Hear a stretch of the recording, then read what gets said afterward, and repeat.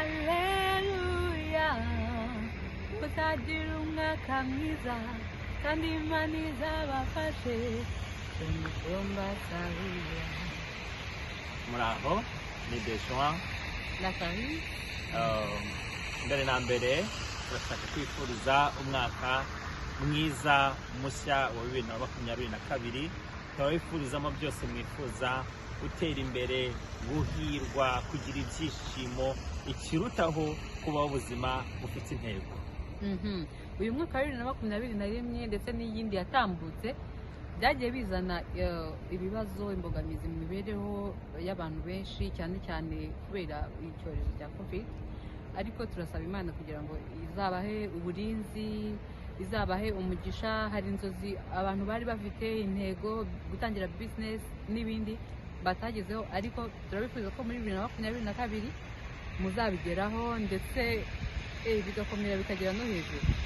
Kuba tukiriho twese tukaba twaratangiye 2021 tukayirangiza twinjira muri 2022 nuko hari icyo ubuzima bwacu bugifite gukora.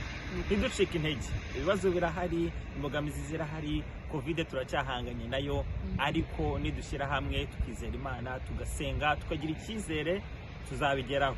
Ikindi kandi natwe dufite intego, dufite imbaraga. 2022 dufite gahunda yo gukomeza gukora umuziki mwiza, dufite album igiye gusohoka. Mana yanjye ntimuzajye kure kubera ko musonje muhishiwe, agaseke karacyapfundikiye. Yes, karacyapfundikiye. Umuhanzi wanyu Clarisse Karasira, nzakomeza kumuba hafi, tuzashyiramo imbaraga, ibihangano byo bizakomeza bimere neza kandi bizabaryohera. Mukomeze muwe hafi, mwereke ko mushyigikiye. Ikindi kintu nakongeraho, dukomeze tubane hafi muri ibi bihe. Hari abantu, imiryango yacu ababona uburyo, niba ugifite umuryango ni byiza ko rimwe na rimwe ujya wibuka yuko hari ari hirya ari hino, rimwe na rimwe ukamwibuka, ukamugeraho, ukamuhamagara, tukazirikana na muri ibi gihe biba bitoroshye muri iki cyorezo, tukanasengerana. Umwaka mushya muhire w'2022. Turabakunda.